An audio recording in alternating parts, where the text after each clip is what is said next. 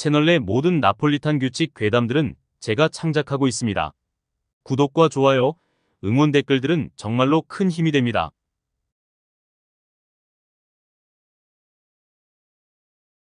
모두들 진정하고 이 안내에 집중하라. 우리 알무스 재단의 신성한 의식에 이렇게 참여해준 제군들에게 먼저 감사를 표한다. 우리 알무스 재단은 숭고한 이상을 위해 스스로를 희생하는 모든 이들에게 감사와 경의를 표하며 제군들의 이름은 영원히 성전의 첫 단원에 기록될 것임을 약속한다. 그럼 제군들은 지금부터 이 안내사항들을 듣고 충실히 따라 마지막 재단의 방까지 무사히 도착하길 바란다. 또한 이 안내는 녹음으로 제군들에게는 한 번 재생될 시간밖에 주어지지 않으니 잘 듣고 따르는 것이 그대들의 신성에 다다를 여정에 도움이 될 것이다. 첫 번째, 잠시 후 맑은 종소리가 울리면 동그란 조명들이 켜지며 주변이 보일 것이다. 바닥에 그려져 있는 붉은 화살 표식들과 반대되는 쪽으로 걸음을 옮기면 된다. 그 표식들은 가련한 이들의 부질없는 희망의 잔재이자 자기 만족적이고 무의미한 연민일 뿐이다. 이곳은 아주 깊은 지하이며 화살표를 따라가 봤자 끝이 보이지 않을 날카로운 수직 절벽만이 서 있을 뿐 지상에서 엘리베이터를 내려주지 않는 이상 출구는 존재하지 않는다. 괜히 이를 확인하느라 얼마 남지 않은 시간을 허비하지 않기를 바란다. 두 번째, 가능한 한 최대한 빨리 통로를 빠져나가길 추천한다. 만약 통로를 빠져나가기 전에 천장에서 빛이 반짝이며 유리가루 같은 것들이 떨어지기 시작한다면 그때는 이미 늦었으니 가까이에 떨어져 있는 돌이라도 집어들고는 스스로의 용기와 신체 능력에 마지막 희망을 걸어보도록 하라. 운이 좋다면 그것은 제군을 까다로운 먹이라 판단하고 포기한 채 다시 잠에 들어갈 것이고 그렇지 않다 해도 제군의 최후는 용맹하고 명예롭게 남을 것이다. 세 번째, 통로를 빠져나오면 넓은 천장과 밝은 빛, 그리고 마치 평야처럼 넓은 거대한 공동을 발견할 것이다. 일단은 위험에서 벗어났으니 잠시 숨을 고르거나 발걸음을 멈춰도 좋다. 다만 천장에서 빛나고 있는 광원을 너무 오래 쳐다보지는 않는 것이 좋다. 그것이 눈을 뜰 경우 눈을 마주치는 것은 그저 비참함만을 가져올 테니까. 네 번째, 주변을 조금만 둘러보아도 오래된 옛 도시의 은빛 흔적과 비석들 사이 노란 벽돌이 깔린 길을 찾을 수 있을 것이다. 그 길을 따라 걸으면 된다. 절대 노란 벽돌길 밖으로 나가지 않도록 주의하도록 하라.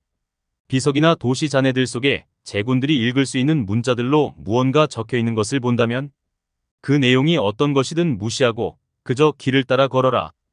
길에서 벗어난 순간 낙오자들에게 그대들은 한 끼 은혜로운 식사가 될 뿐이다. 다섯 번째, 벽돌길이 끝나면 황금색으로 옅게 빛나는 강과 함께 그 위로 튼튼해 보이는 다리가 놓여 있는 게 보일 것이다. 아름답고 신비로운 풍경이겠지만 절대 다리를 이용해서는 안 된다. 다리에서 조금 떨어진 곳에 디딤돌들이 허술한 듯 놓여있는 징검다리를 이용해 강을 건너야 한다. 강물이 몸이나 옷에 묻을 경우 극심한 통증과 화상을 입을 테니 최대한 조심하라. 만약 이 안내를 무시하고 튼튼해 보이는 다리를 이용할 경우 다리 중간 부근에서 그 다리의 주인들이 나타나 이용료를 요구할 것이다.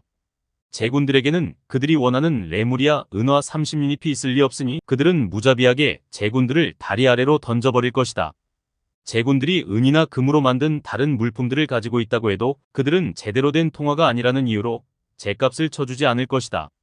운이 좋다고 해도 모든 물품을 가져가는 것은 물론이고 거기에 두 팔과 한쪽 눈 그리고 한쪽 귀를 잘라간 뒤에서야 다리를 무사히 지나도록 허락할 테니 꼭 징검다리를 이용하도록 하라. 여섯 번째, 강을 지난 뒤에는 홀로 우뚝 서 있는 백색 기둥 쪽으로 걸어가도록 하라.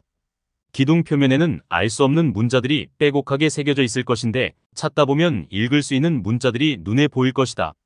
그 위치나 내용들은 불규칙하게 계속 바뀌기 때문에 최대한 열심히 찾는 수밖에 없다. 그 문자들을 소리내서 읽는다면 갑자기 주변 풍경이 바뀌며 황금빛 정원에 다다를 것이다. 일곱 번째, 황금빛 정원에는 갖가지 아름다운 꽃들이 피어 있는 것처럼 보일 것이다. 하지만 제군들은 꽃들의 아름다움이 아닌 스스로 디디고 있는 땅을 살펴보아야 한다. 바닥이 흙바닥이라면 정원에 나 있는 길을 따라 걸으면 된다. 하지만 바닥이 푸른색이라면 최대한 숨을 참도록 하라. 그리고 꽃들 중 푸른색 꽃을 찾아 잎술을 가져다 대라. 다음 순간 흠뻑 젖은 채 물속에서 걸어 나오고 있는 자신의 모습과 그 앞에 나 있는 길을 확인하게 될 것이다. 만약 바닥이 붉은색이라면 마음껏 정원을 거닐며 원하는 만큼 아름다움을 즐기도록 하라. 8번째, 길을 따라 걷는 중 맑은 풍령 소리가 들린다면 그 자리에 엎드려 절하며 예를 표하라. 그 땅의 신성께서 그대들의 방문을 허락하고 환영한다는 뜻이니 감사를 표해야 한다.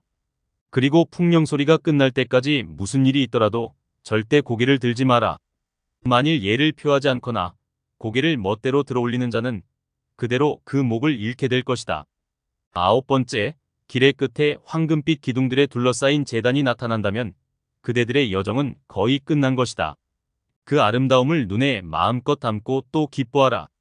너희가 위대한 신성을 마주할 순간이 가까이에 왔을지니. 10번째, 황금빛 기둥들에는 제군들의 이름이 새겨져 있을 것이다. 그리고 그 아래에는 그대들이 해야 할 일들이 적혀 있을 것이다. 그 지시가 무엇이든 기꺼이 따르도록 하라. 그것은 그대들이 아련하게 될 그 땅의 위대한 신성을 향한 공물일지니 그 뜻을 따르지 않는 자들에게는 신성을 아련할 기회는 물론이고 안식 또한 주어지지 않을 것이다. 신성의 깨우침이나 합일은커녕 숭고한 순교자조차 되지 못한 채 낙오자로서 영원히 신성과 멀어져 비참하고 비루한 형상으로 언제나 갈증과 허기에 시달릴 것이다. 11번째, 공물을 바친 헌신자들은 제단에 올라가는 것을 허락받을 것이다. 제단은 금빛으로 빛날 것이며 한 번도 들어본 적 없는 아름다운 음악들이 울려 퍼질 것이다. 환희를 느끼며 제단에 올라서라. 12번째, 제단에 올라선 이들은 마침내 그 땅의 위대한 신성을 아련하게 될 것이다. 그대들은 어느새 각자 자신들에게 걸맞은 공간 속에 홀로 자리하고 있을 것이며 위대한 신성의 목소리가 그대들에게 물을 것이다. 그 질문이 무엇이건 진실하게 답하라. 신성은 그대들의 영혼을 꿰뚫어보며 그 어떤 거짓도 알아차리실 터이니. 13번째, 그대들이 질문에 솔직히 답했다면 위대한 신성께서는 그 답에 걸맞은 축복을 내리실 것이다. 지혜로운 자는 영원히 신성과 하나가 되어 그 지혜와 기업들을 신성과 나누게 될 것이다. 용기 있는 자는 영원히 신성과 하나가 되어 그 의지와 용기를 신성에게 바칠 것이다. 자애로운 자는 영원히 신성과 하나가 되어 새로운 순교자들을 기꺼이 맞이할 것이다. 신실한 자는 영원히 신성과 하나가 되어 위대한 신성을 찬미할 것이다. 명예로운 자는 영원히 신성과 하나가 되어 위대한 신성의 명예가 될 것이다. 사려 깊은 자는 영원히 신성과 하나가 되어 위대한 신성을 감사할 것이다. 또한 진실한 자는 영원히 신성과 하나가 되어 진정한 진실을 마주할 것이다.